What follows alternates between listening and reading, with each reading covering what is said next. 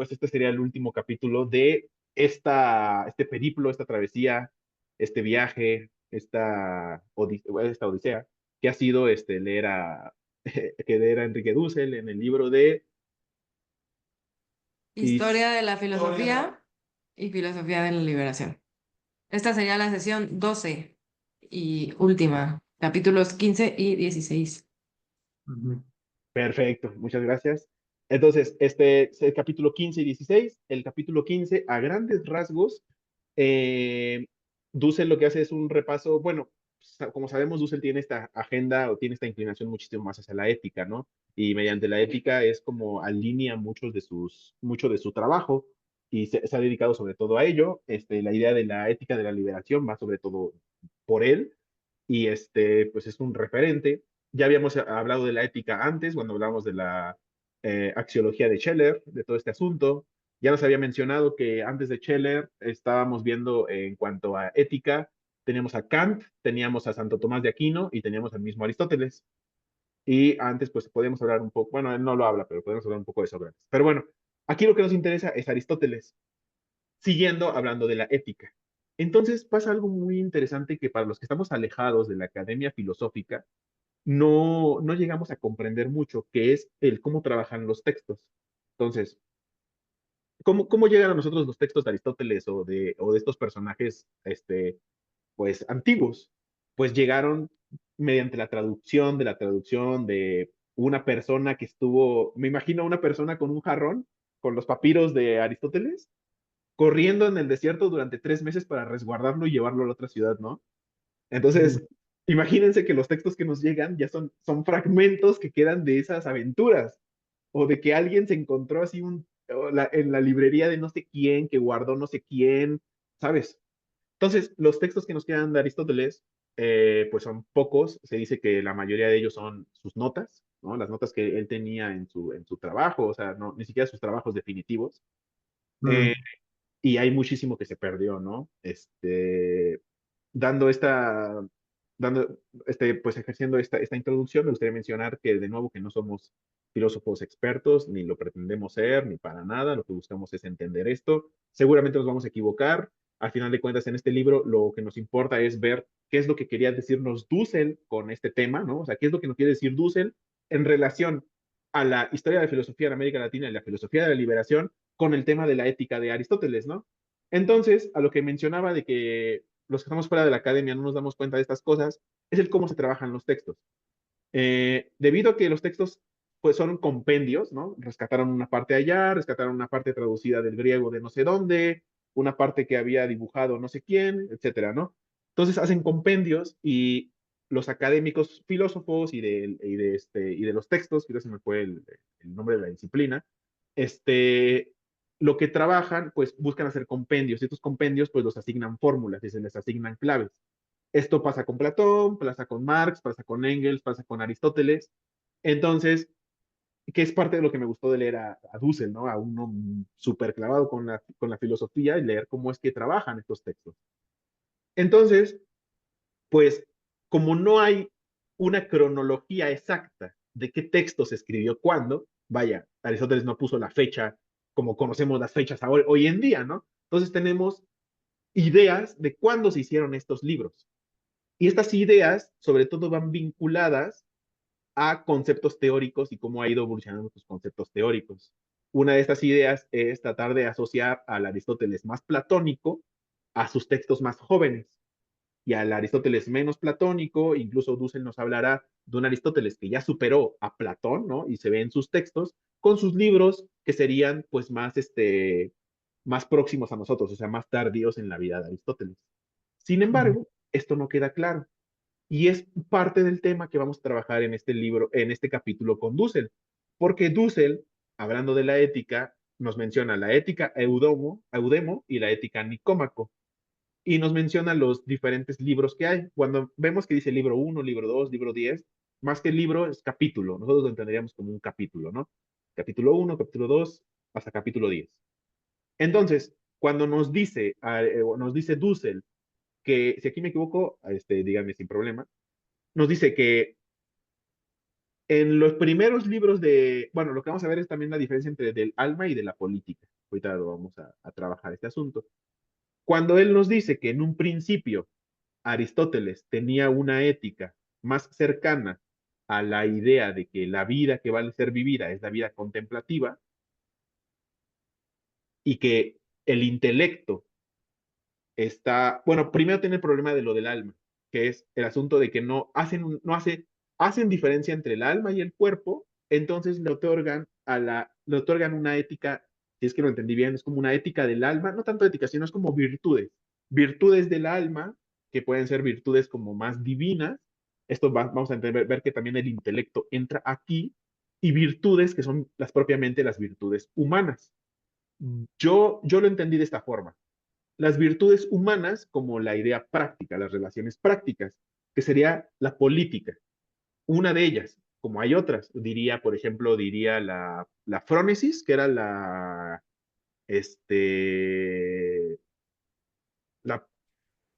no me acuerdo, Yo lo tengo como pensamiento moral, sabiduría práctica o prudencia y es para actuar correctamente.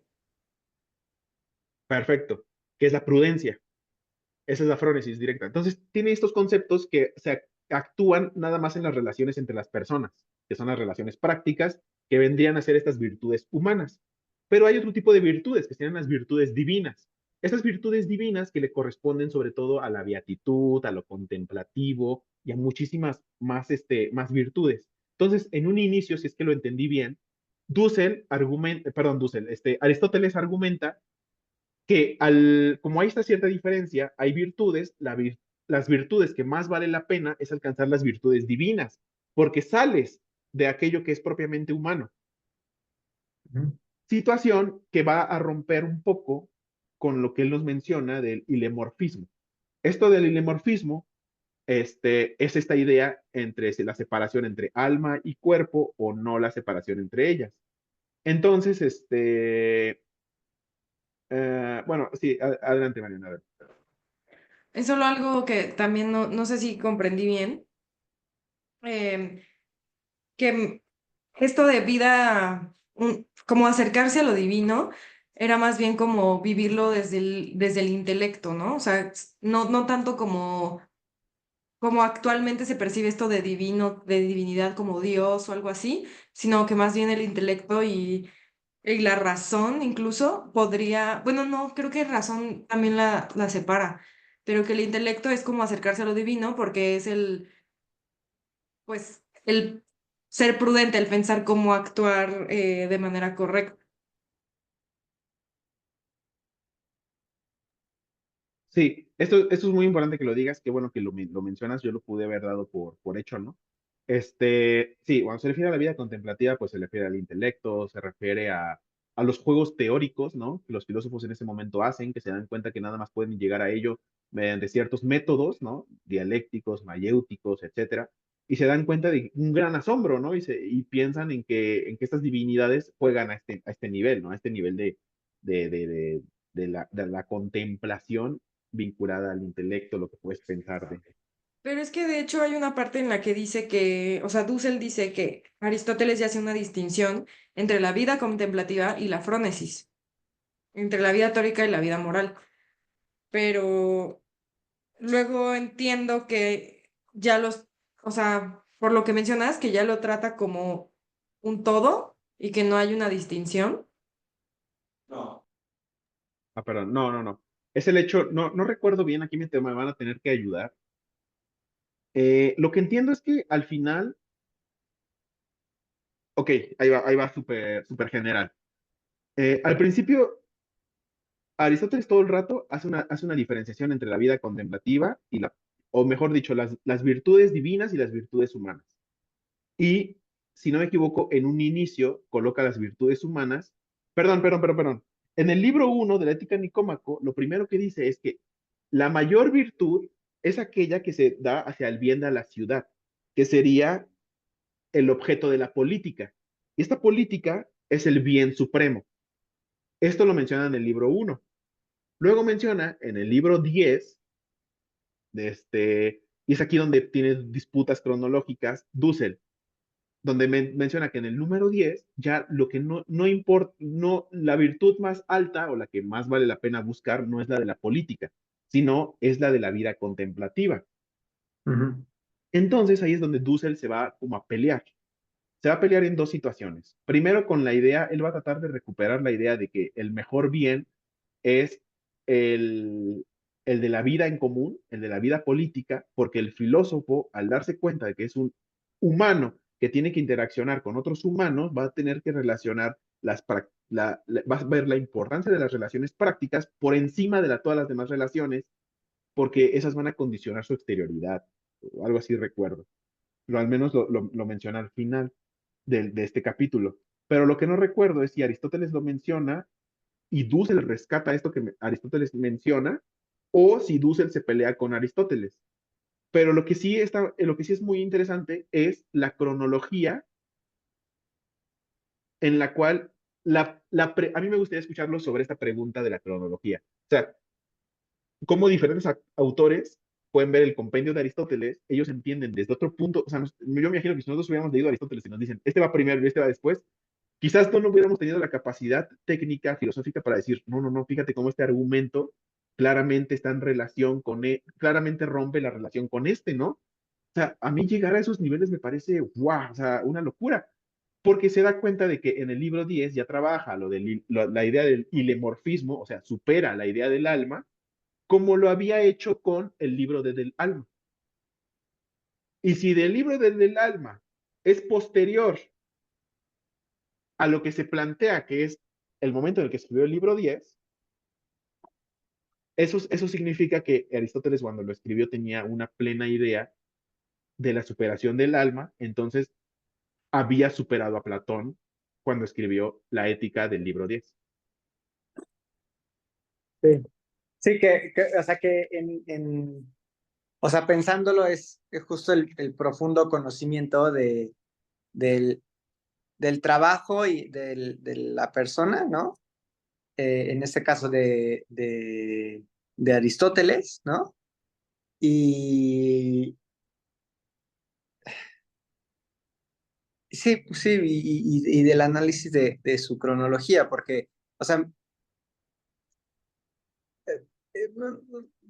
probablemente nosotros no lo hacemos con textos filosóficos, ¿no? Pero sí con algunas otras cosas, ¿no? Como el tema, bueno, tú con el tema de tal vez de las teorías de la biología, probablemente Mariana se da cuenta de la evolución de un escritor cuando va leyendo ciertas novelas del escritor, ¿no? O sea, cómo tal vez va expresándose diferente. Nosotros lo hemos visto en libros, como cuál, déjame pensar.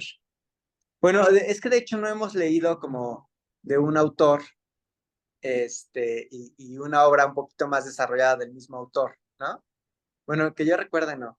Sí, pero por ejemplo, podemos ver a Borges, escribe del siglo pasado, casi hace 100 años, casi prácticamente, escribe sobre ciertos géneros y lo que ahora nos llega, o sobre ciertas temáticas, sobre ciertos temas y sobre ciertos conceptos, y ahora entendemos narrativas que de alguna forma no es que hayan superado ese concepto, sino que ya lo traen intrínseco a ellos, o sea, ya lo traen dentro de ese concepto, porque crecieron con esos conceptos, entonces podemos, al entender, como dices, al entender, al leer diferentes, entender muy bien al autor y su obra, pues nos Ujú. podemos dar cuenta de esas semejanzas y sobre todo posicionándolas con un contexto histórico, ¿no? Sí, O tal sea, cual. eso es lo que hizo mucho Foucault. Foucault hizo un curso sobre historia del pensamiento. Mm. Entonces, es seguir estos avances del pensamiento. Entonces, en el pensamiento de Aristóteles, ¿qué cambios tuvo, no? Y en qué momento, porque luego el mismo filósofo no se da cuenta, si no se dan cuenta los que leen al filósofo, en qué momento ya transgredió o ya rompió la idea de, por ejemplo, su maestro, ¿no?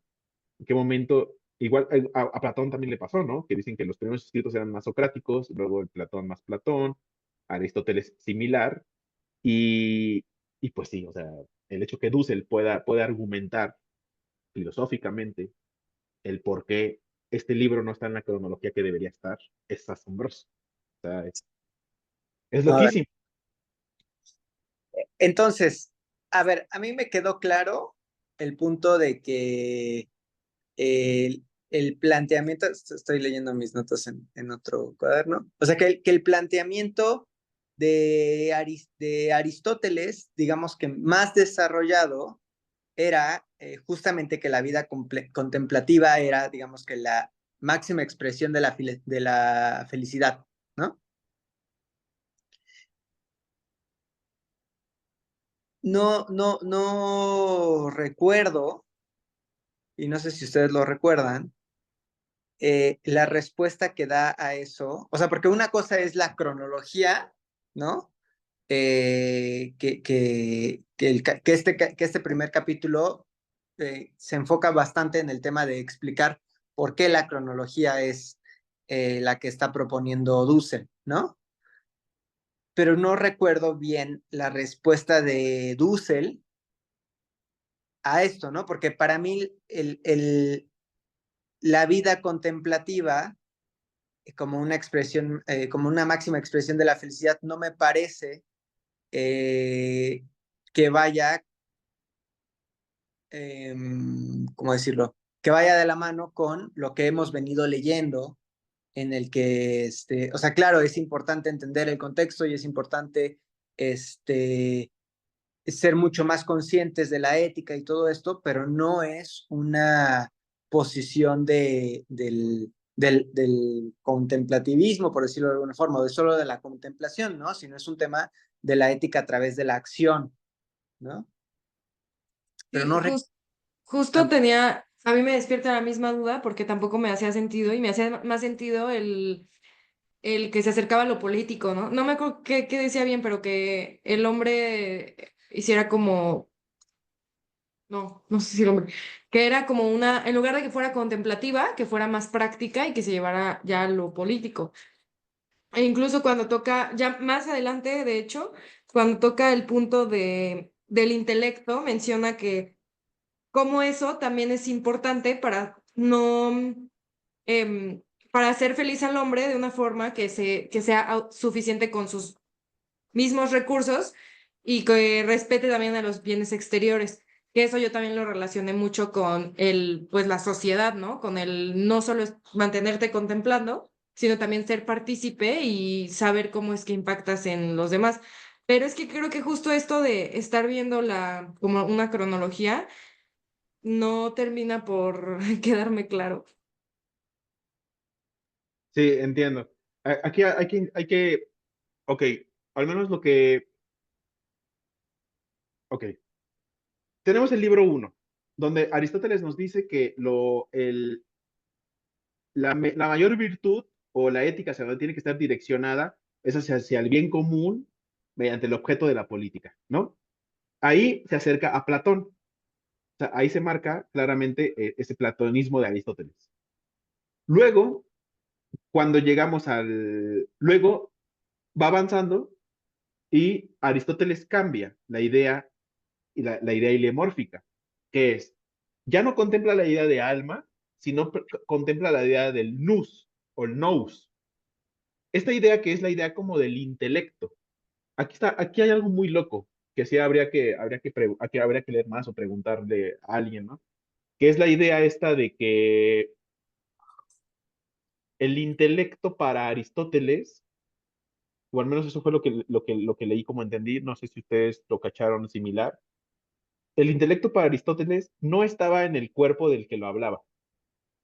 Exacto, sí, sí, sí. Yo no sé si eso tenía relación con esto de la historia, o sea, de cómo la historia la van haciendo todos, o sea, que yo no soy solo yo ahora, sino soy parte, o sea, soy producto de mi historia, y no sé si se refería a eso, que el intelecto no es algo que se quede en mí, sino que es algo que, no sé, que lo estudio, que lo expreso y que se va acumulando conforme las personas van tocando ese tema o si ya me estoy debrayando, porque también habla justo como el nous estaba separado y era eterno y buscaba comprender las verdades más elevadas y universales de un nivel distinto a la contemplación común.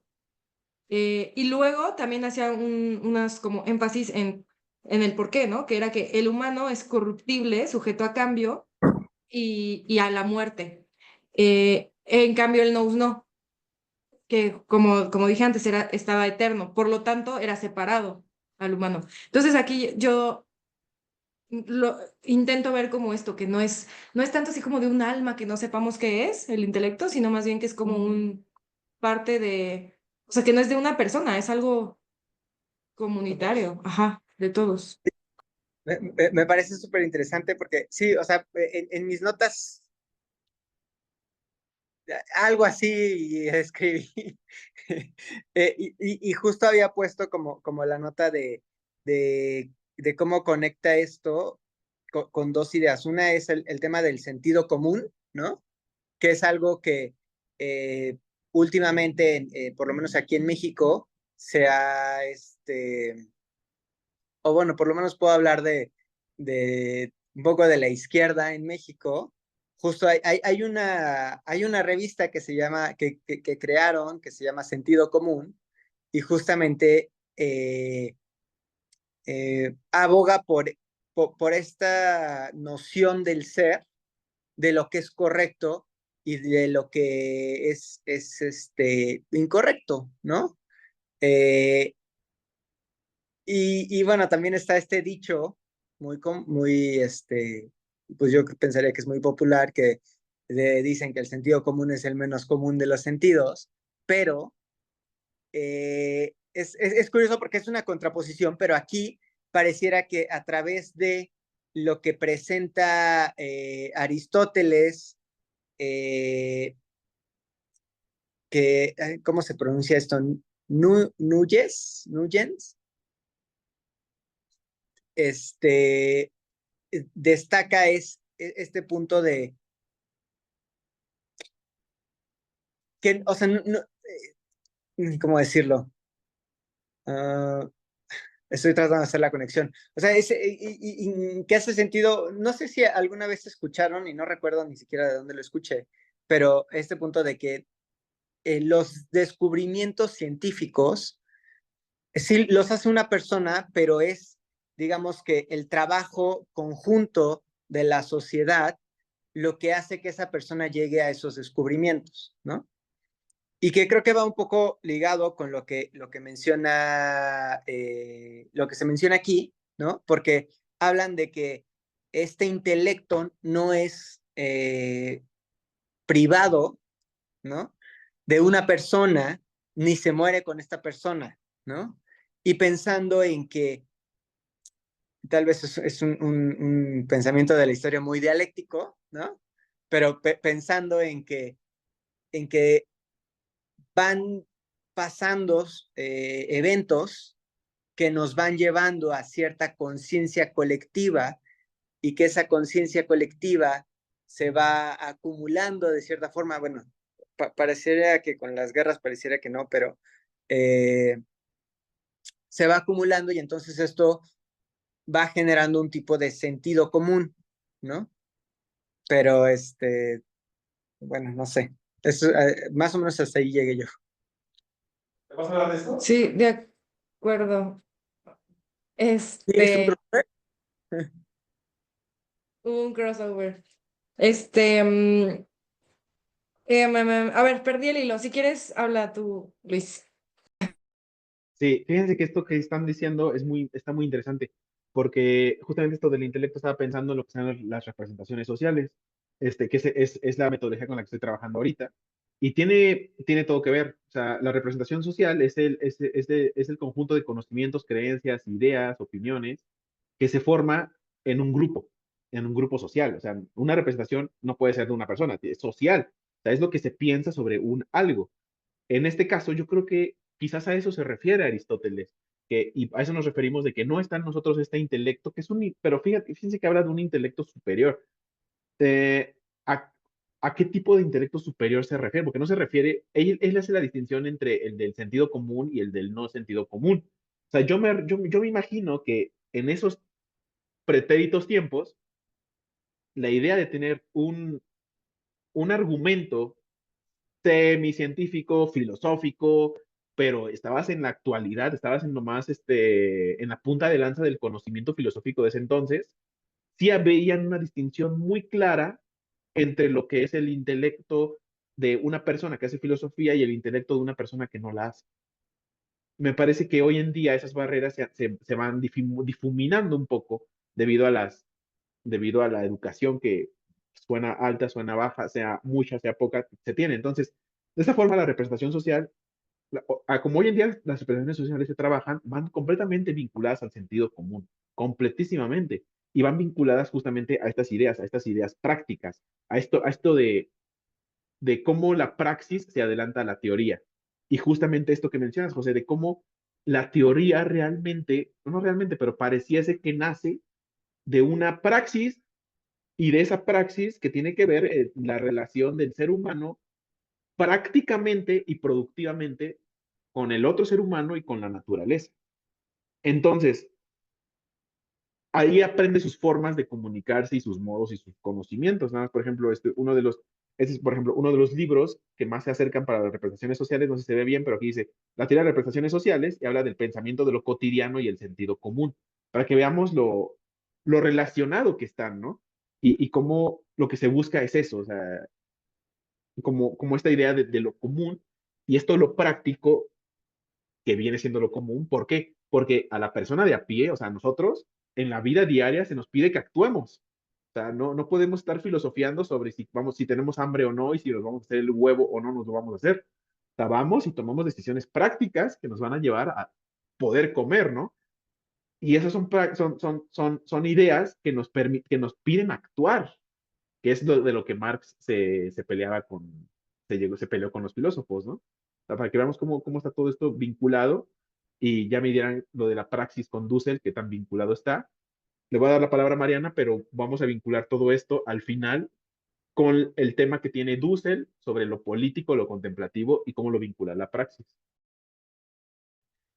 Que regresando, bueno, no tiene que ver, ¿no? Al fin y al cabo, pero regresando a lo que estaba diciendo de como de este intelecto, también me hace ruido cuando un poco páginas más adelante, menciona que la ética es una, a ver, que para empezar, el intelecto no podía ser tratado en el libro 6 porque no era ni siquiera ahí una virtud.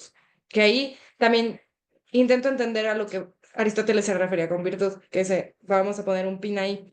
Y luego menciona que la ética era como la beatitud del intelecto, que era la primaria, y la política era secundaria y era una beatitud práctica y ciudadana, que iba al bien común.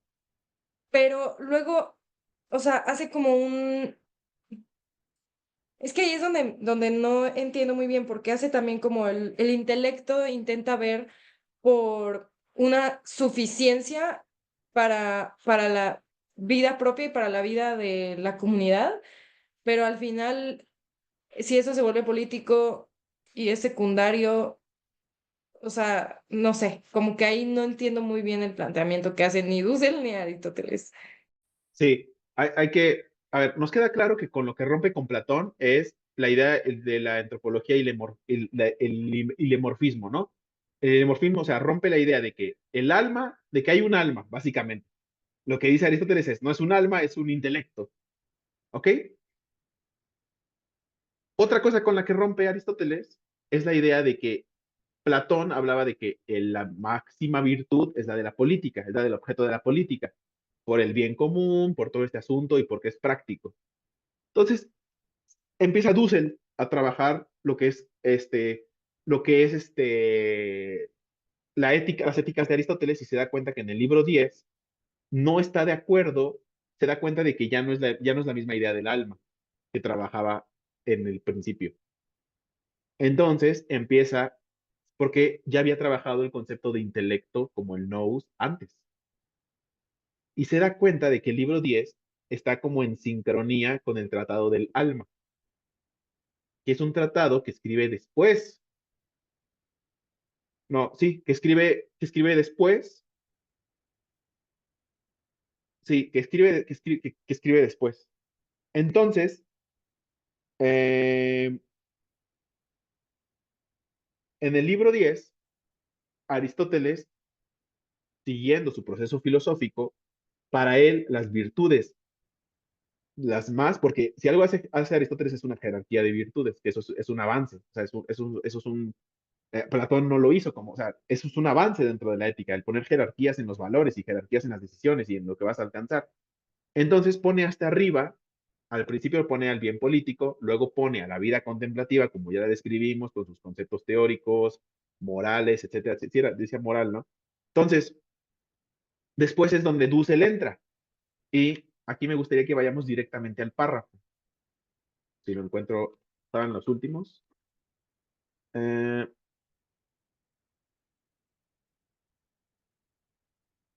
ajá,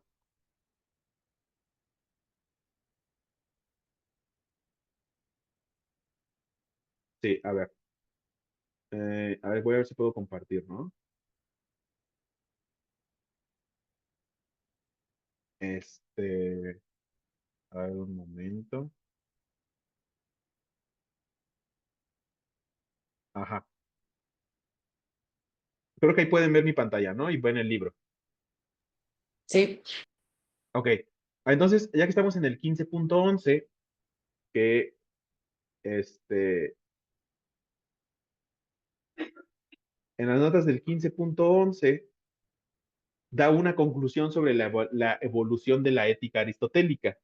Dussel concluye que la Ética a Nicómaco representa una obra final que sintetiza el pensamiento aristotélico en torno a la felicidad, las virtudes y la estructura ilemórfica del ser humano. La obra integra elementos de la antropología aristotélica, destacando la relación entre el cuerpo y el intelecto en la búsqueda de la felicidad máxima. Ahorita vamos a ver cómo estos se van a juntar. Esto lo estoy leyendo de mis notas, de mis resúmenes que yo hice. La ética aristotélica se posiciona como un ejemplo notable en la historia de la filosofía moral, marcando una diferencia esencial respecto a la tradición griega anterior, que era sobre todo la platónica. Entonces, dice 15.11.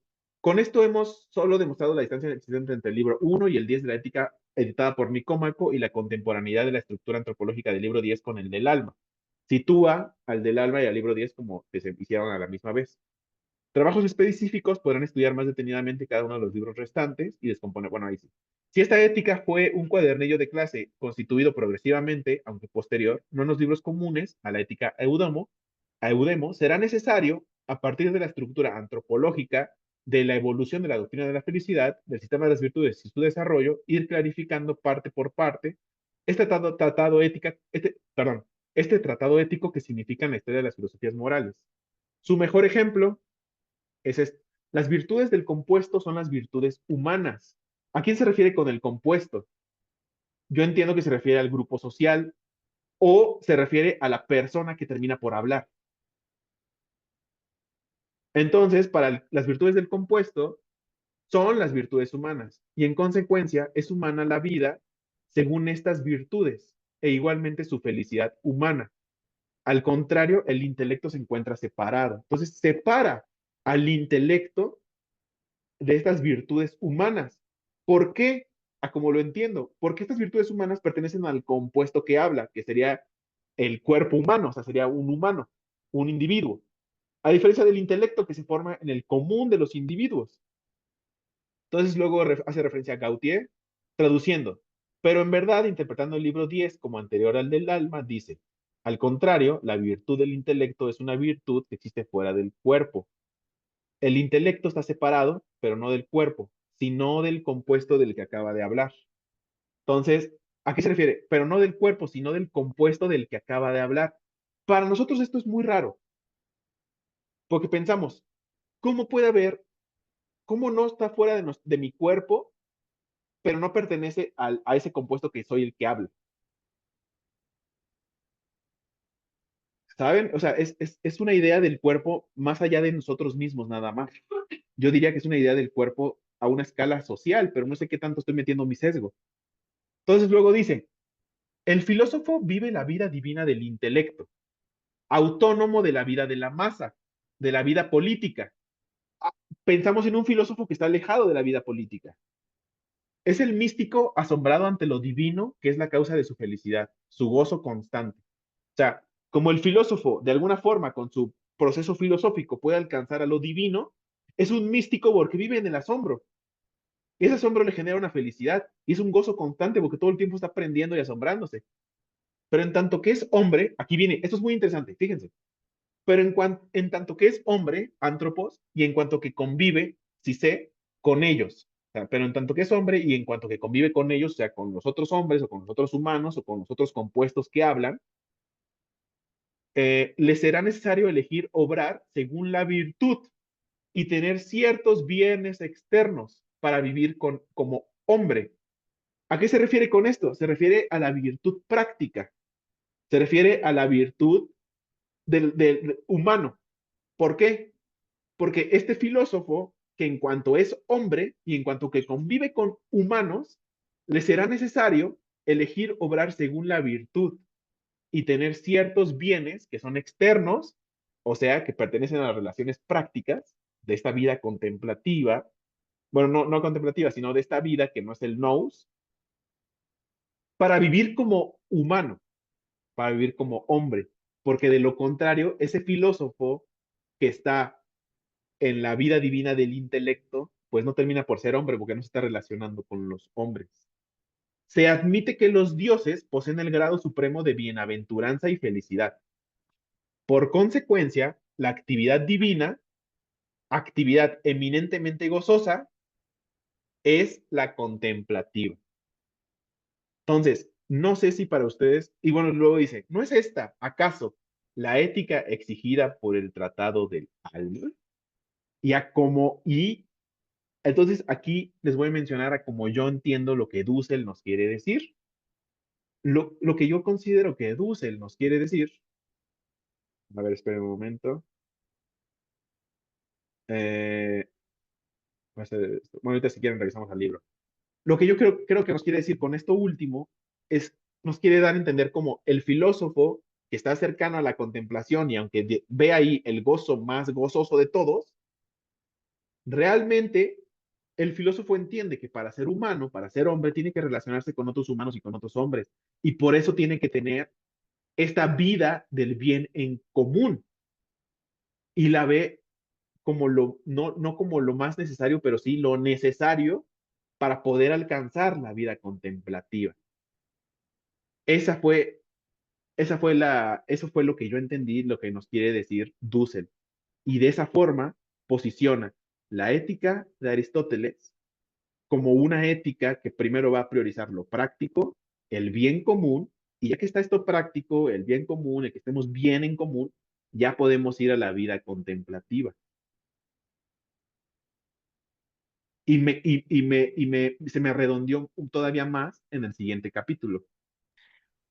Esto que mencionas me hizo recordar una parte en la página 303 que dice que em, a ver, dice, las virtudes éticas están ligadas a las pasiones que tienen por sujeto al compuesto, y las virtudes del compuesto son virtudes humanas, y por consecuencia es humana la vida según estas virtudes y la felicidad que se encuentra en ellas. Eh, bueno, es que está en 303, pero no sé si es del PDF o si es como del... Ah, sí, ese es en esa, es en esa. Es el último, que es como una cita. Ahí donde dice todo esto porque las virtudes éticas están ligadas a las pasiones, que tienen por sujeto al compuesto, y las virtudes del compuesto son virtudes humanas y por consecuencia es humana la vida según estas virtudes y la felicidad que se encuentra en ellas. No sé si esto tenga que ver con lo que mencionabas en el sentido de que se da cuenta que tiene que ya sea convivir, ser parte, o sea, al final es humano y por más que se quiera acercar a este intelecto que puede estar fuera del compuesto, pues también hay ciertas pasiones, que en este caso son las virtudes éticas, y eso lo hace humano, es la vida humana que busca y por ende la felicidad que encuentra en esas virtudes pasionales. Bueno, en esas virtudes ligadas a las pasiones. Ok. Sí, a mí me queda claro con esto último cuando menciona. Y por consecuencia es humana la vida según estas virtudes y la felicidad que se encuentra en ella. Y aquí rescata lo importante que es que el filósofo, ante todo, primero sea humano. Y la única forma en la que es humano, o sea, separado de la idea de compuesto, es que tenga relación con otros compuestos, o sea, que tenga una vida humana. Y en la vida humana están estas virtudes. y solamente en estas virtudes y la vida humana es como va a encontrar la felicidad que se encuentra, pues está en ellas, ¿no? Me pareció muy, muy interesante, muy importante esto. Al menos esta es la forma en la que lo entiendo. Me gustaría mencionar esto último que dice aquí abajo, pero para dar aún mayor fuerza al nuevo dualismo instaurado, que es la idea de intelecto en cuerpo, ya no tanto alma-cuerpo, y dice, no ya de tipo platónico, que sí, platónico pues era alma-cuerpo, ¿no? Sino estrictamente aristotélico, que ya es intelecto-cuerpo. Y gracias a esta separación del intelecto-cuerpo es que Aristóteles puede llegar a estas ideas. Si no, no hubiera podido, ¿no? Por el contrario, se refiere a la relación de las virtudes morales y el compuesto. El intelecto está separado. Está loquísimo. Separado. Ya empieza Dussel, ¿no? Entonces, bueno, aquí vemos cómo está la fecha de los tiempos que dio. Por ejemplo, los cursos de ética, la política. Ahí están los años. Entonces podemos ver que está del alma, que sería de sus últimos textos. Y Dussel pone aquí a la ética de Nicómaco del libro 10, separándolos de ético de Nicómaco del 1 al 4. Y quizá del 7 al 10, ¿no? O sea, como no se sabe muy bien. Yo no sé si, o sea, me queda claro el concepto de divinidad desde el punto de vista de que es algo a lo que se dedica alguien que no tiene un cuerpo físico, por decirlo de alguna forma, ¿no? Unas necesidades físicas y que no tiene que vivir en un plano de lo humano de la sociedad, ¿no? Y por eso se le asigna este adjetivo o esta característica de divino, ¿no? Sin embargo, no me queda claro si se ve como algo, bueno, o sea, me queda claro que se plantea como algo de la felicidad, ¿no? O sea, algo necesariamente feliz a través de Aristóteles, ¿no? Pero a mí no me queda claro si para Dussel es, o sea, o no sé si no leí bien, pero si para Dussel es algo positivo, lo divino, dado que él se enfoca en el punto de que o sea, yo entiendo que para Dussel lo importante es que Aristóteles hace esta separación pero esta necesidad de la dualidad, ¿no? No como el objetivo de ser este intelectual que está aislado del mundo y que busca la divinidad a través de estar aislado, ¿no? Y no inmiscuirse en las cosas terrenales, incluso tal vez de la eh, contemporaneidad de los sucesos, ¿no? Es decir, no, yo tal vez simplemente me fijo en lo trascendente, ¿no? Ni siquiera en los hechos que están pasando hoy, ¿no? No sé si ustedes bueno, me queda claro que es medio complicado entender aquí la postura de Dussel más allá de hacer énfasis en la dualidad, ¿no? Pero creo que lo importante es justo como lo mencionan la dualidad, más allá de que si es divino o más allá de que si lo divino es algo bueno, pero Esto no. que comentas también me recuerda a otro extracto que no sé si lo quieres poner, Luis, que está en la página 299, este que decía, bueno, a ver, ahorita que lo ponga para que lo leamos juntos. Más arriba, 299. Ahí. Abajito del inicio del 15.3, en esa cita que dice, si se objeta que son la política y la sabiduría, las ciencias supremas, por cuanto si se objeta que son la política y la sabiduría, las ciencias supremas, por cuanto el hombre es superior en esto a todos los animales, esto no modifica la cuestión porque sobre el hombre hay otros seres de naturaleza más divina que él, que son tomando un ejemplo evidente y visible, los astros que componen el sistema celeste.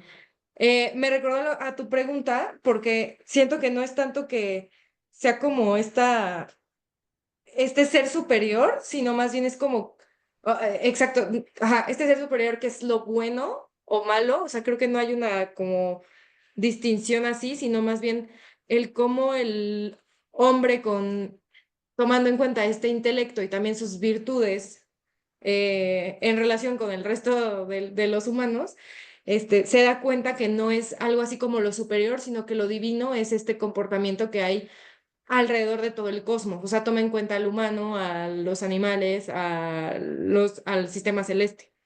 Lo cual aquí, pues, remarca muy bien cómo Aristóteles pudo haber sido como el primer biólogo, ¿no? Eso comentan. Sí, mucho se habla de Aristóteles como el primer científico, sobre todo por la idea de que él fue de los primeros en hacer muchas clasificaciones, jerarquías entre diferentes campos, diferentes temas, como compactar muy bien el conocimiento. Fíjate que yo, a diferencia de ti, o ya me dirás si vamos por ahí, pero yo leo esto y me da la impresión de que Aristóteles realmente creía que estos seres eran pues dioses, o sea, eran dioses tal cual. Y no se tenía un conocimiento como los astros, como que se tiene ahora, ¿no? Pero me impresiona mucho y me llama mucho la atención cómo Aristóteles tenía una idea del ser humano dentro de una cadena jerárquica, como de jerarquía, pero con una idea de que, a ver, hay animales que son algo menos que el humano, no sé qué menos, pero algo menos, y hay otros seres que son algo más que el humano, no sé qué es eso más, pero son diría, de una naturaleza más divina. Y dice los astros, ¿no? Que me da la impresión de que son los dioses. Pero esto plantea muchas cosas, porque de entrada no vincula al ser humano como lo vamos a ver después con Descartes, ¿no? Que es es el sujeto, ¿no? Sino es la idea de que hay otros sujetos, pero sin duda sujetos que pueden ser más divinos, o sea, que van a tener más conocimiento, más entendimiento, etcétera, etcétera, etcétera. Sin ¿Qué, embargo, nada más termino esto rápido. Sin embargo, me parece que lo que también nos puede decir es de que el ser humano, así como los animales por debajo de él y los seres divinos por arriba de él, cada quien juega con su campo. Entonces, el ser humano se ve forzado a jugar en su campo, que es el campo de lo político, que es el campo de lo práctico, de la relación con su entorno, de la naturaleza, de la praxis. Y de esta forma, si no tienes este entendimiento con tu campo humano, práctico, práctico, no puedes alcanzar a esta contemplación divina que sería como la ideal, ¿no? O como el camino a seguir o a buscar. Mm, sí. Para mí, no sé si es simplificarlo mucho, pero creo que la escala es esta capacidad de la abstracción, bueno, no sé, sí, de la abstracción pues, del entorno, ¿no? Pensando en que para Aristóteles los animales que viven el hoy todo el tiempo, por decirlo de alguna forma, son menos divinos que el hombre que tiene, que tiene la capacidad y la posibilidad de no solamente vivir el hoy, sino también de pensar en algo más contemplativo, no desde el punto de no hago nada, sino desde el punto de simplemente el tema de la planeación, tal vez, ¿no? El tema de la anticipación, el tema pues bueno, también de la filosofía, de todo esto, ¿no?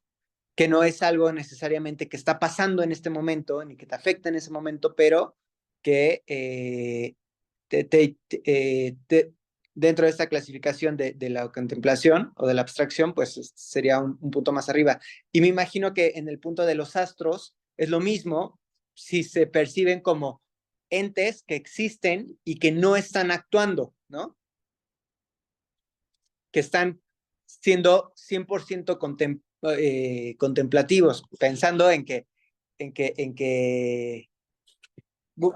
esa perspectiva, ¿no? Porque ahora sabemos pues que sí que tienen actividad en ellos mismos, por decirlo. O sea, es como decir que la Tierra es un astro contemplativo cuando hay un montón de cosas pasando o que está haciendo, por decirlo de alguna forma, ¿no? Simplemente el movimiento, ¿no? Porque se mueve, ¿no?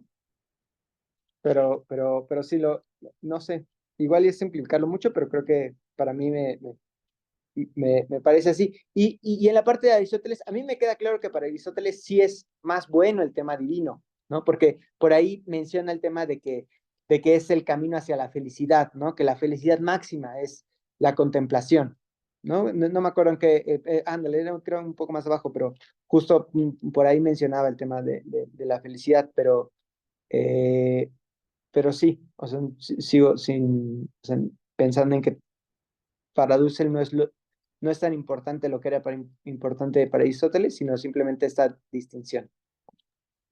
Sí, creo que das un ejemplo muy bueno. Esta idea del astro contemplativo que se mantiene en, en su, en su alta contemplación es inútil, ¿no? Que nos pasa a muchos, ¿no? Por tanto, decidir, no terminamos por decidir y somos inútiles, ¿no? En quedarnos completamente en la decisión, pues no tomas decisión. A lo que yo llamaría todo esto que tú dices que hace la diferencia entre lo que tiene el animal y lo que tiene el humano, pues viene siendo el intelecto. Aquello que está, que es inmortal, que no sabemos muy bien dónde y que hace la diferencia entre el animal que siempre vive el hoy, ¿no? Pero bueno, vamos a ver, o si quieres decir algo, adelante. Ah, bueno, o vamos a ver, a mí al menos me queda muy, bueno, no muy claro, pero al menos me queda clara la idea que quiere decirnos Dussel con el capítulo anterior, gracias a este capítulo. Entonces, ¿sí lo pudieron leer? Perfecto. Entonces, este, aquí vámonos, está muy interesante este capítulo. Tengo que confesar que yo me lo leí así de golpe, así me encantó. Entonces, primero nos empieza hablando sobre lo que fue las cruzadas, ¿no? Y que esas cruzadas, pues nos habla de un lugar en donde estaba esa cruz que indica el movimiento de las cruzadas. ¿Por qué va a ser importante el movimiento de las cruzadas? Porque a partir de él, Dussel entiende el movimiento europeo como un solo movimiento.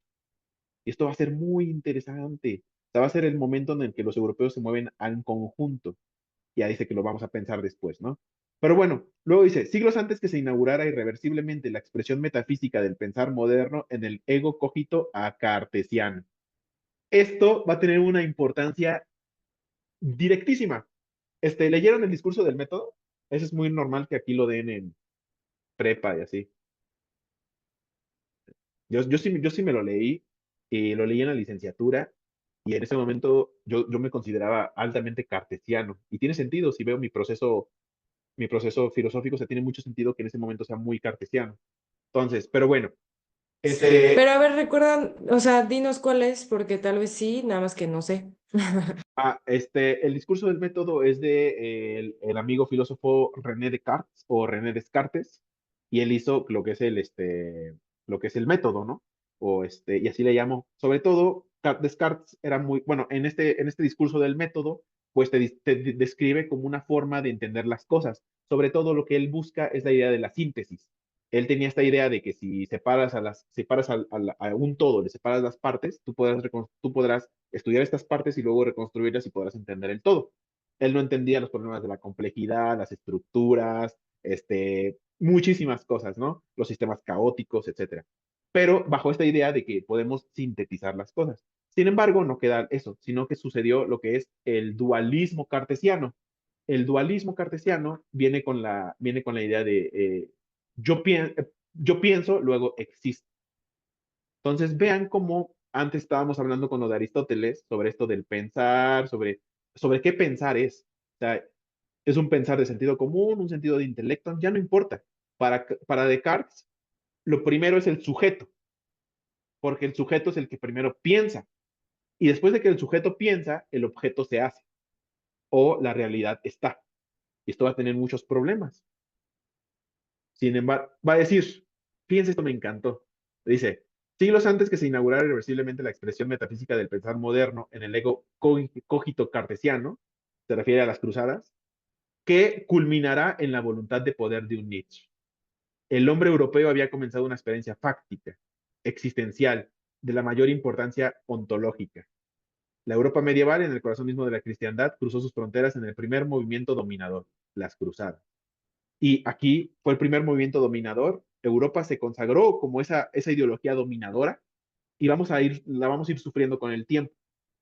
Entonces, en ese momento lo que impulsaba a las masas pues era un ideal cristiano, etcétera, etcétera, pero vamos a llegar al siglo XV, cuando los primeros portugueses en el norte de África y en el 16 España en América, Europa logrará nuevamente expresar su voluntad conquistadora que demostró en las cruzadas.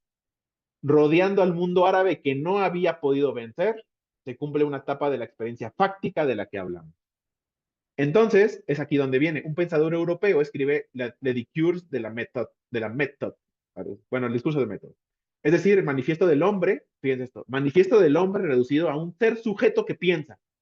Eso es el hombre, ese es el humano, un ser que piensa. La metafísica, y podemos pensar con lo de la vida contemplativa de Aristóteles, ¿no? O sea, si en algún punto Aristóteles nos dijo que lo más alto es esta vida contemplativa, pues va a llegar un tipo a decirnos que lo único que hacemos es el pensar, ¿no? O lo único que deberíamos hacer. Tiene toda la lógica. Entonces llega Descartes a decirnos esto después de mucho tiempo.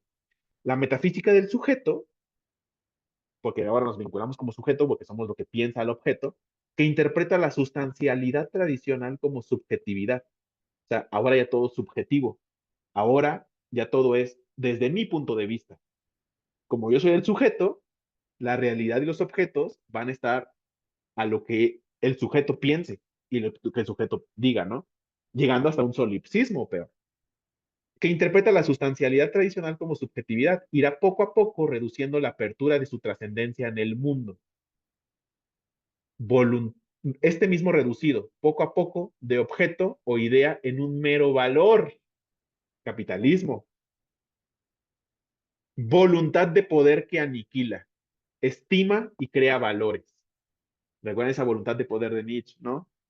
Entonces, Dussel va a hablar del pensamiento nordatlántico, como ese pensamiento dominador.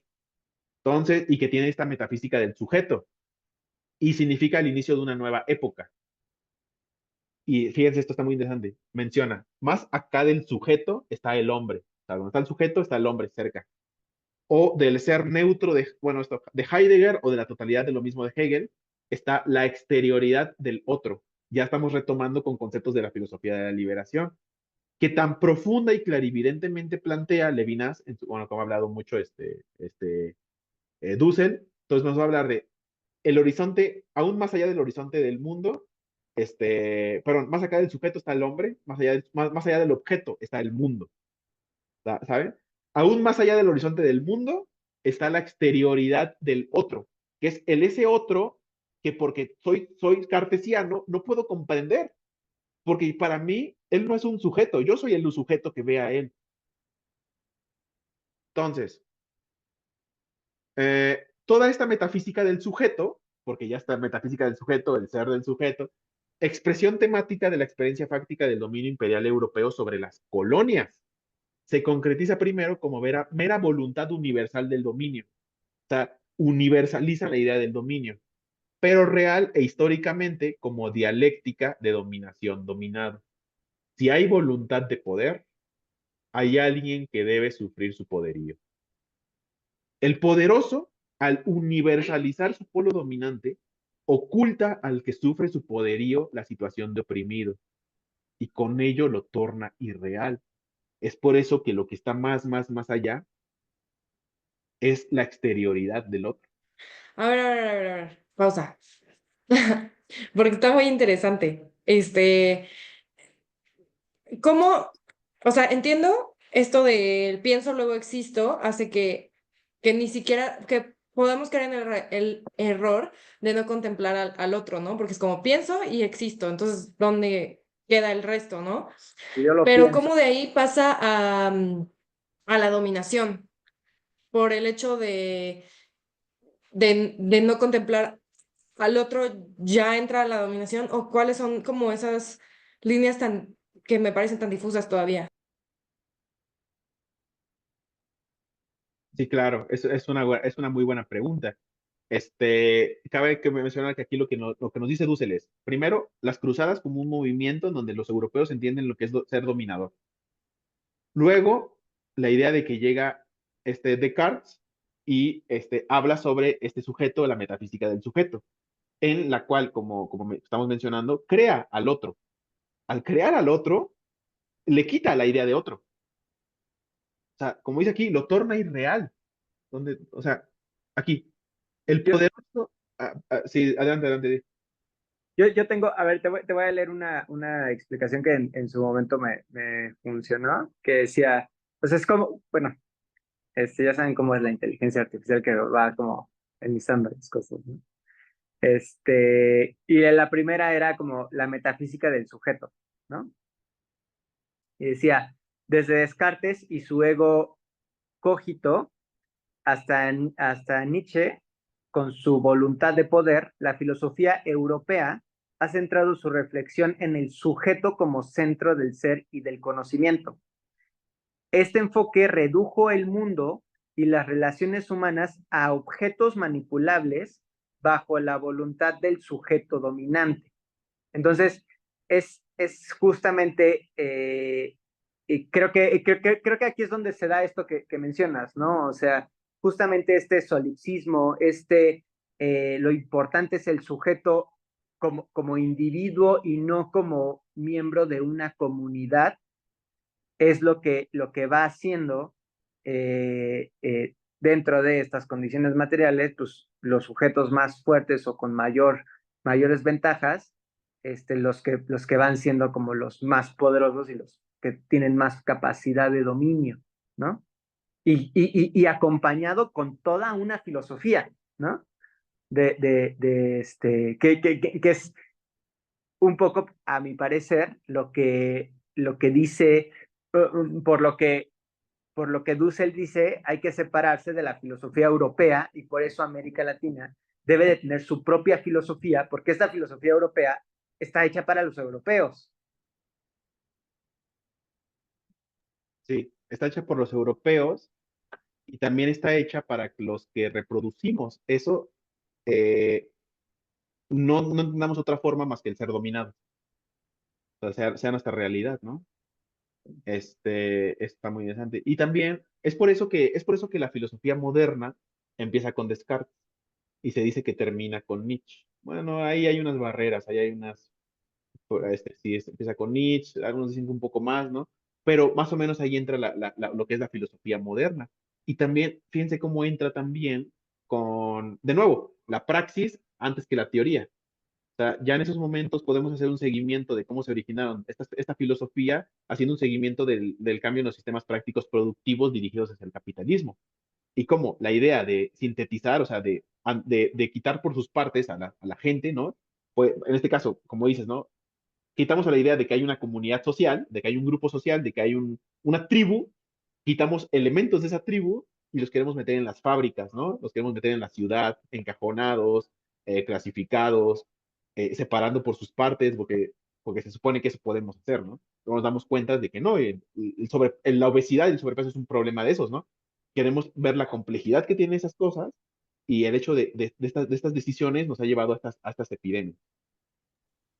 Sí, y muchas veces, digo ya saliéndonos un poco, pero conectando con la realidad, ¿no? Eh, Muchas veces la forma en la que estos trabajadores son mayormente exitosos en estos ambientes es justamente aislándose de su comunidad, ¿no? Ese es digamos, que el objetivo final dentro de estos, ¿cómo decirlo?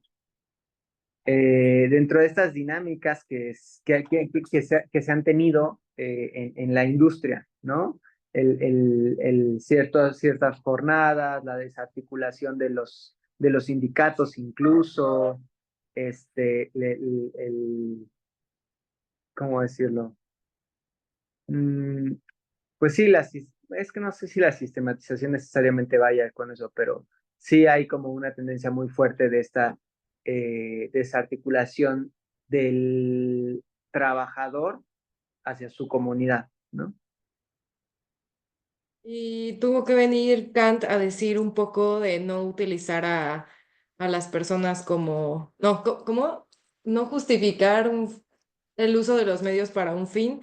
Y aún así, o sea, esa es una de varias, ¿no? Que otras pueden ser un poco más cuestionables e incluso muy rígidas, tomando en cuenta que también, pues, es europeo, ¿no? O sea, no termina por salir pues, de ese concepto de dominación.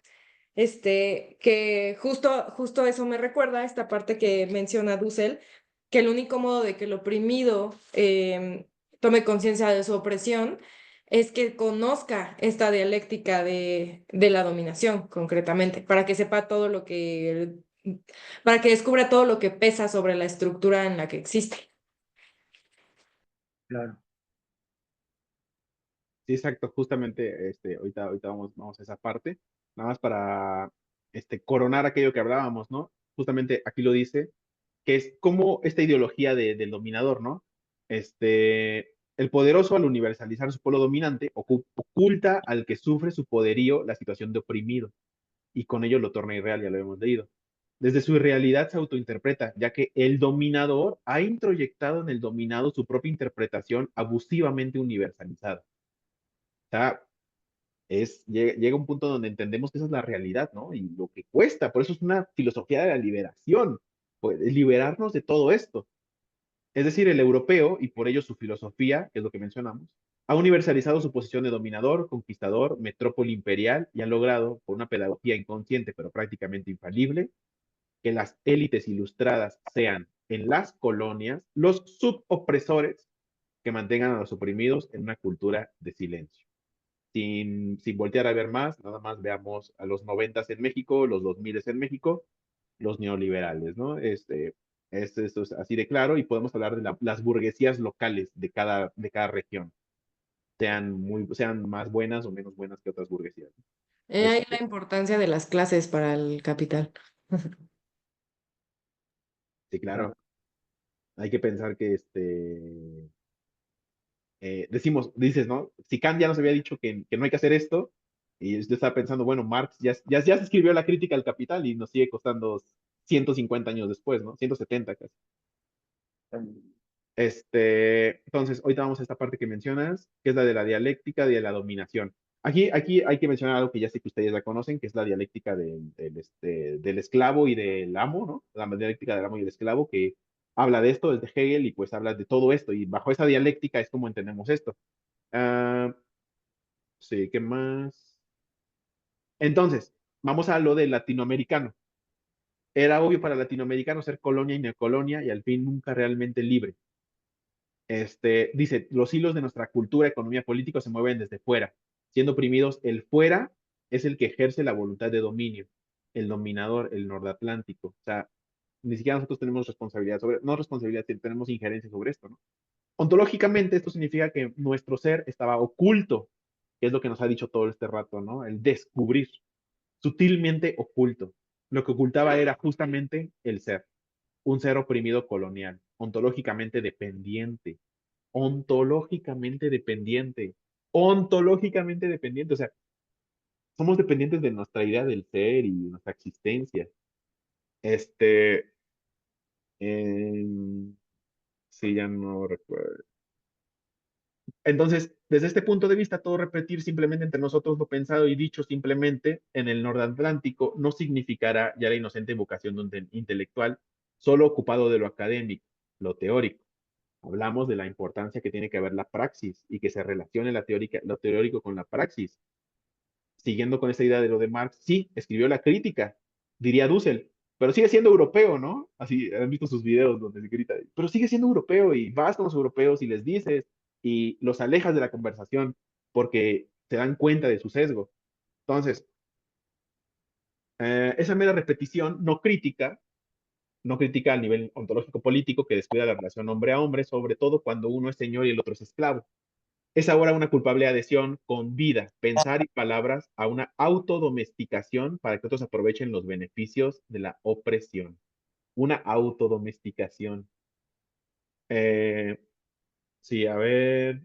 Entonces, la metafísica, que es lo que nos había dicho Dussel todo este rato, como la relación verificante del pensar al mundo se funda, en último término, en lo ético, la relación de hombre a a hombre. Entonces, fíjense cómo ahora entendemos a lo ético como una relación práctica, que es una relación humano-humano. Y estoy pensando si hay como una ética ambiental, si hay como una ética a la naturaleza. Y últimamente traigo esta idea de que no existe un conflicto ambiental que no sea socioambiental. Entonces, bajo esta idea de que todo conflicto ambiental es realmente socioambiental, esta idea de la ética, como la relación de hombre a hombre, hombre que enfrenta a otro hombre como un rostro que trascienda toda comprensión mundana, veritativa, como una libertad desde la que emerge, desde el misterio, una palabra que revela lo imprevisible, pues tiene mucho sentido que lo podamos orientar desde ahí. Sí, Mariana.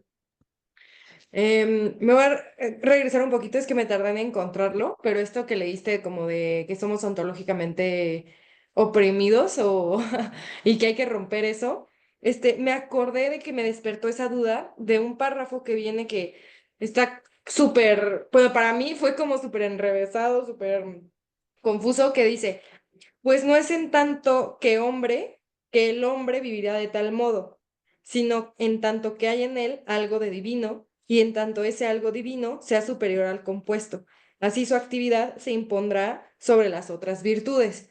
Esto lo relacioné con lo que dices porque, por cómo lo interpreto, este párrafo medio difícil, es que seguiremos siendo ontológicamente oprimidos no por el hecho de ser hombres, sino porque nos falta acercarnos a eso que Aristóteles interpretaba como divino, es decir, como al intelecto, y superar lo que es nada más mi yo, ¿no? Mi compuesto, o sea, tener que llevar nuestra actividad a estas virtudes que nos hacen convivir con el resto de los humanos, de los hombres.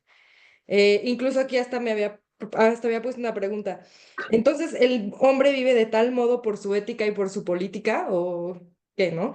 Y justo este párrafo me hizo entender a lo que te referías como gracias al capítulo 16, digo, al capítulo 15, más bien, al capítulo No, 16 lo entendí el 15, 15. ¿no? Ajá. Sí, sí, sí, sí, bastante de acuerdo. Y pues sí, justamente es así como vinculo la relación. Estaba pensando en que quizás la ética que debe ser buscada es la ética de la contemplación en común, Mm, suena bien. ¿saben? Sin embargo, para entender que llegar a eso, necesitamos todo un colchón, todo un andamiaje, toda una estructura de relaciones benéficas prácticas. Y esto Pero, es política, ética, economía, etcétera, etcétera. Sí. pero ¿sabes qué? Que no sé por qué, o sea, a ver, la contemplación como algo divino o como el camino de la felicidad es algo europeo. O sea, yo me sumo al tema de la comunidad, ¿no? Pero no sé si necesariamente la ética contemplativa de la comunidad sería, o sea, no sé si tengamos que buscar nosotros ir hacia la contemplación, ¿sabes? Sí, entiendo, yo creería más que la ética a la que se tendría que acercar es una ética de praxis en la comunidad, que es justamente o sea, y digo, pensando en que lo que dice Dussel es, o sea, se tiene que pensar una filosofía desde el oprimido, ¿no? Y el oprimido la tiene que hacer sin tomar los sesgos europeos, ¿no? El pensar y es una propuesta de Dussel, eh, eh, que desde la praxis se encuentre la ética, ¿no? Y que, quién sabe, tal vez la praxis sea el camino a la felicidad. Sí, sí, exactamente. Justamente estaba pensando, por ejemplo, en qué pasa si ah, aquí alguien de la Sierra Norte de Puebla te diga, o de la Mixteca te diga, Es que para mí lo que tiene más valor o donde adquiero la contemplación, pues es en el trabajo de la milpa, ¿no? Ujú. Y pues no le puedes decir, o sea, lo entiendes directamente, ¿no? Este, o sea, pues sí. Y me Que, imagino que vas por ese giro, ¿no? Sí, pero incluso yo me imagino a esta, digo, estamos ya haciendo muchas conjeturas, pero, o sea, pensando en, bueno, ¿qué tal que lo que les da la felicidad, ¿no? Es la convivencia en la comunidad, ¿no? Pensando incluso en todos estos rituales que son mucho más de ir a la comunidad que de abstraerse. Y como ejemplos, como tontos, ¿no? El punto, bueno, no sé si son tontos, pero como ejemplos simples, el punto de las fiestas de pueblo, que le dicen fiesta de pueblo, en la fiesta en la que se cierra una calle, ¿no? Y se lleva a cabo el evento en la calle, con la comunidad de alguna forma, ¿no? Estos, estos festejos en los que queda claro, digo, pues sí, de comida en el que queda claro que es un montón de comida para un montón de gente, este, que se sientan pues juntos de alguna manera, ¿no?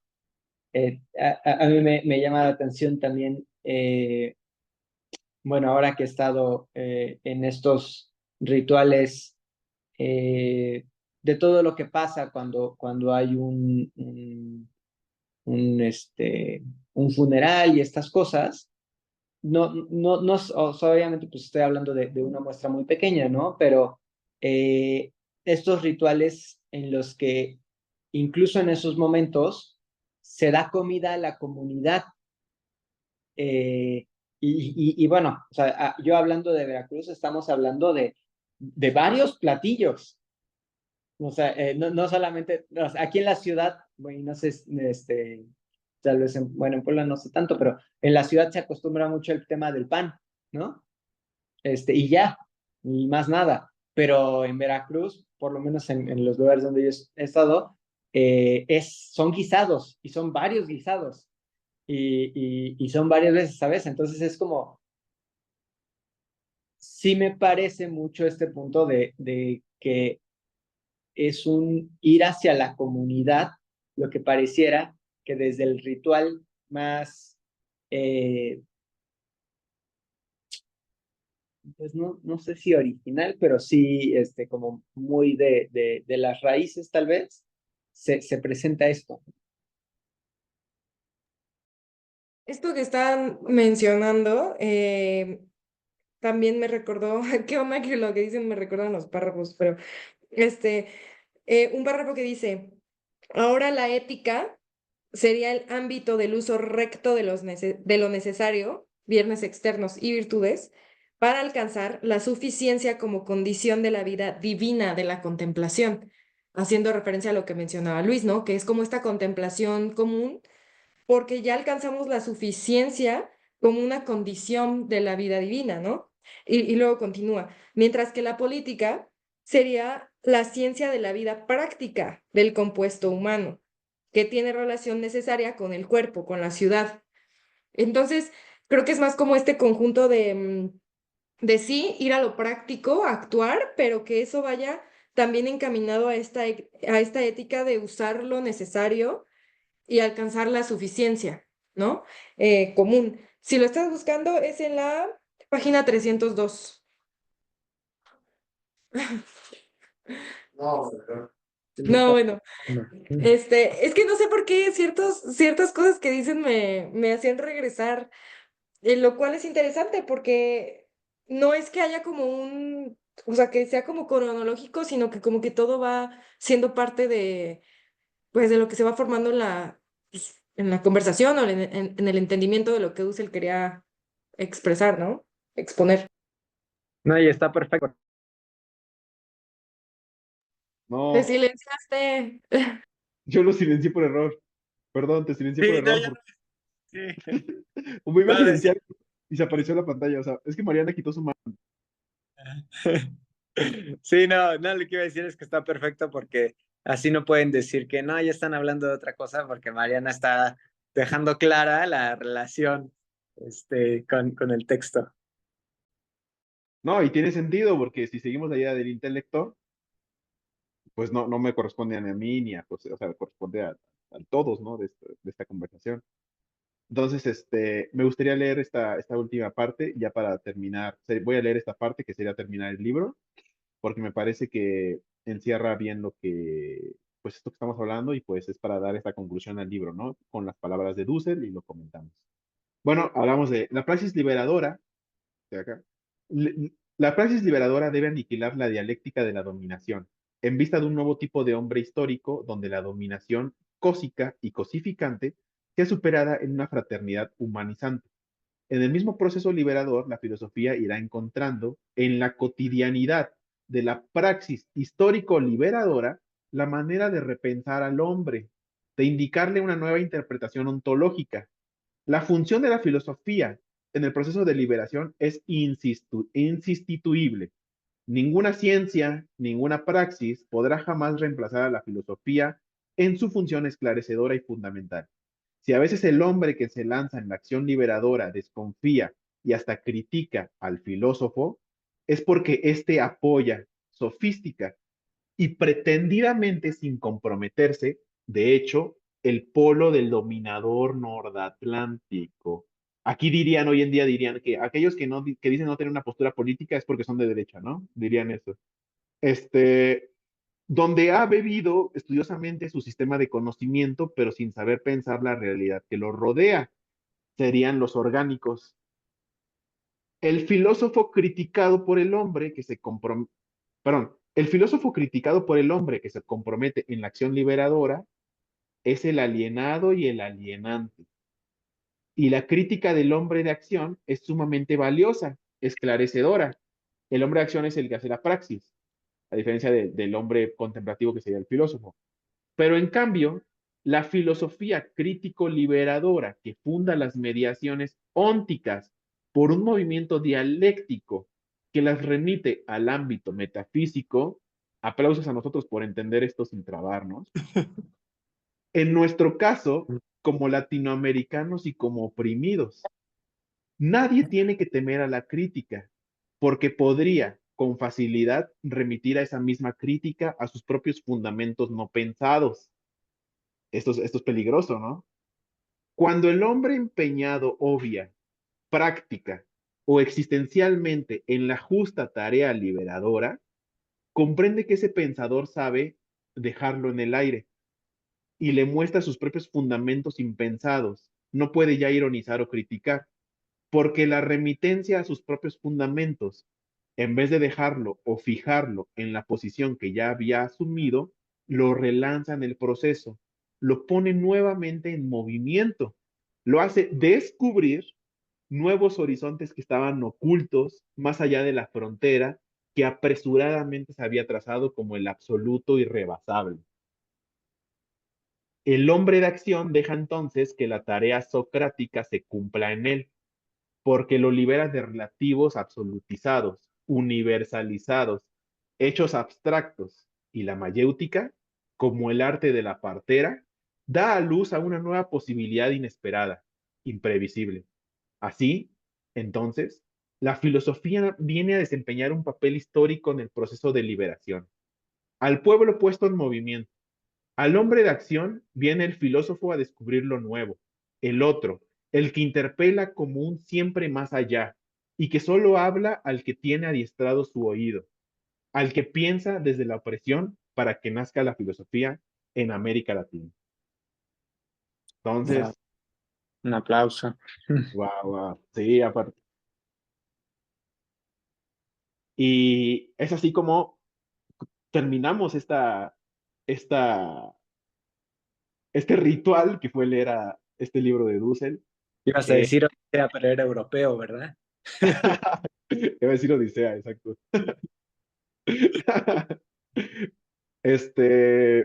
Entonces, pues queda claro, ¿no?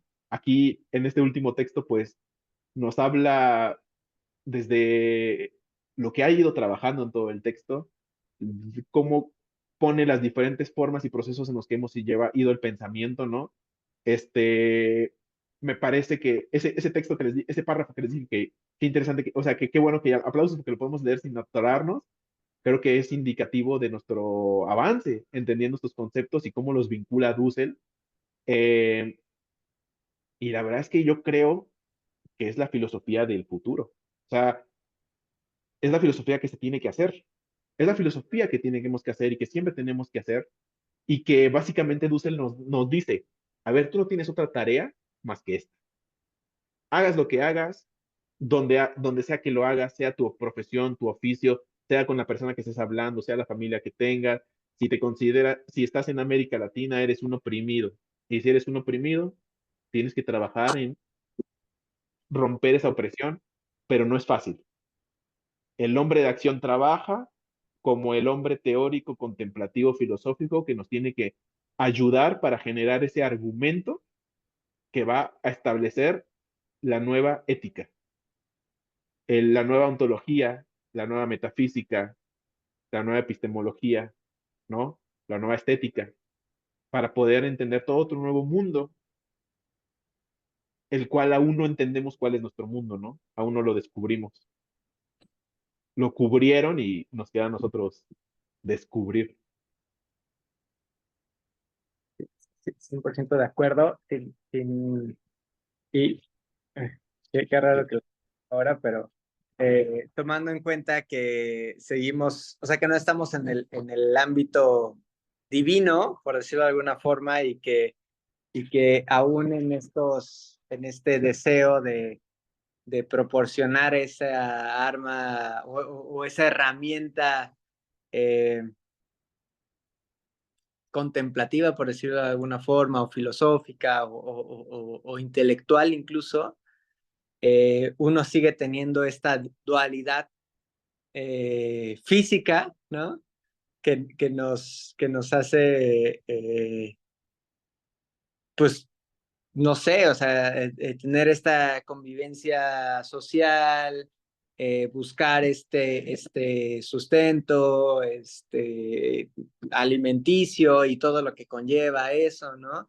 Que hay limitaciones eh, materiales y yo creo que hasta psicológicas que nos van a llevar a ciertos tiempos, ¿no? Que no es, que es un tema de constancia más que de intensidad, pero sí. Este, pues no sé qué más puedo agregar que no se haya dicho ya en tantas sesiones.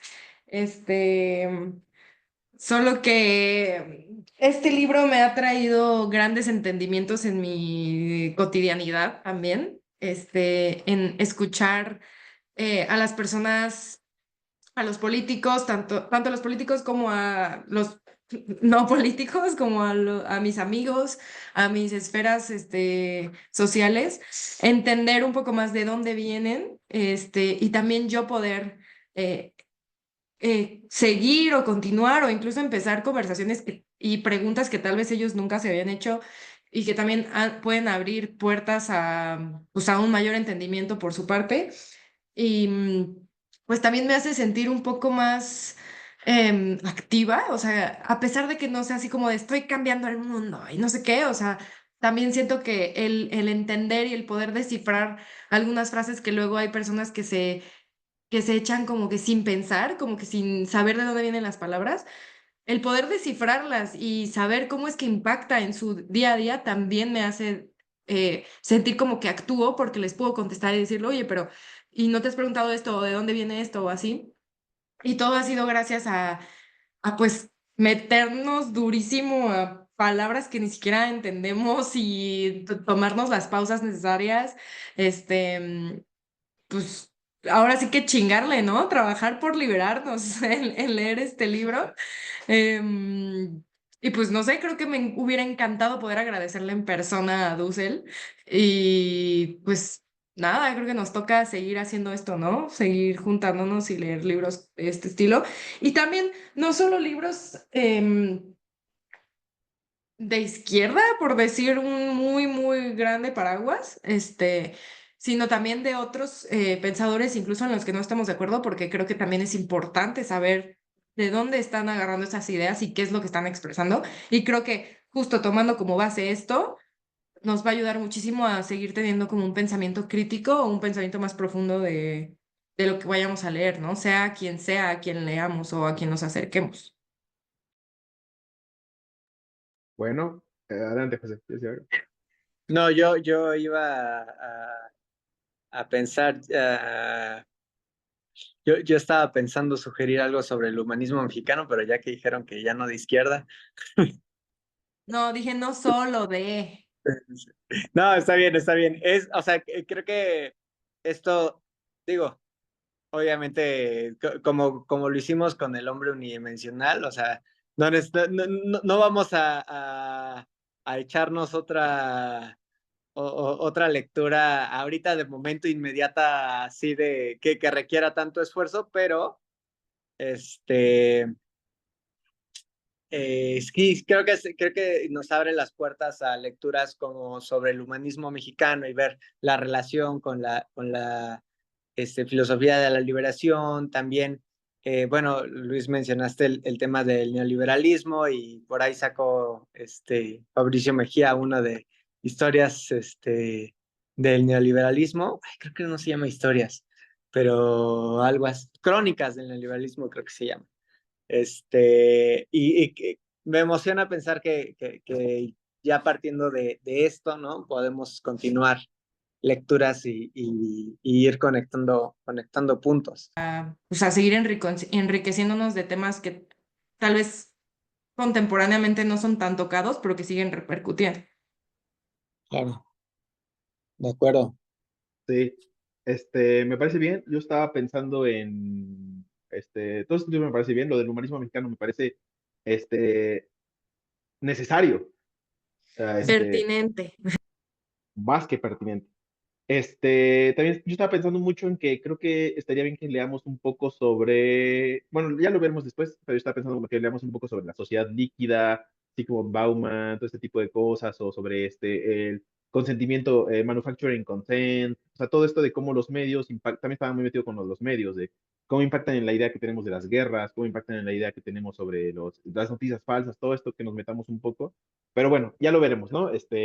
La verdad es que yo estoy muy tranquilo. ¿En qué sentido? Cuando nos propusimos aventarnos esta lectura, pues en un principio no sabíamos si íbamos a leerlo todo, no sé si recuerdan que era así como, vamos a ir a la mitad o cosas de este estilo, pero poco a poco en unos capítulos estuvieron un poco pesados, así como, tenemos que rascarle, pero eventualmente llegábamos a entender como que lo que Dulce nos quería decir, ¿no? Lo que quería hacer. Y yo creo que en unos conceptos muy generales sobre qué es la filosofía de la liberación, y sobre todo lo más importante que me pareció fundamental este libro, que es, nos lo vincula a una historia de la filosofía sin excluir América Latina, mientras nos menciona la filosofía de la liberación. Y gracias a eso tenemos ya muchas herramientas, muchos conceptos, muchas ideas que nos van a permitir, por ejemplo, realizar más críticas. Oye, esto del humanismo mexicano no nos late. ¿Por qué? Porque creemos que rompe aquí conduce, ¿no? O sea, hay cosas de ese estilo que nos pueden ayudar como a trazar, ayudar en esos campos teóricos, ¿no? Que yo creo que es donde podemos ayudar y trabajar en ese sentido. Pero bueno, terminamos el libro, es otro libro más que nos aventamos. Este en particular creo que es de los que más he aprendido y lo digo en general de mi vida. O sea, no lo digo así nada más de los que hemos leído, ¿no? O sea, creo que en general, sobre todo por lo general que es, las cosas que llega a complejizar y cómo trata los términos. O sea, también entendí mucho como el trabajo del filósofo, ¿no? Desde esta idea de Dussel. Y eso me parece magnífico. Pero bueno, Entender la idea del filósofo desde lo contemplativo hasta la praxis también. Y qué mejor que termine así, hablando como de la dialéctica la opresión, del dominador, perdón, cuando estamos viendo a un Estados Unidos en decadencia, un gran opresor de América Latina. Sí, y te falta Europa. sí, sí, de Oriente. pues aquí terminamos lo que es el libro de Dussel, Historia de América Latina e Historia de la Filosofía de la Liberación. Algo así. Era mi último chance, lo arruiné, no pasa nada. Lo intenté, que es lo más importante. O sea, entiendes a Aristóteles y a Nietzsche y a etcétera, pero no puedes decir el título del libro. Es un título muy largo. Está muy largo, estoy seguro que ni Dussel se acuerda. O sea, Sí, ni Dussel se acuerda de este título. Entonces, nada más me gustaría mencionar, esto es muy importante.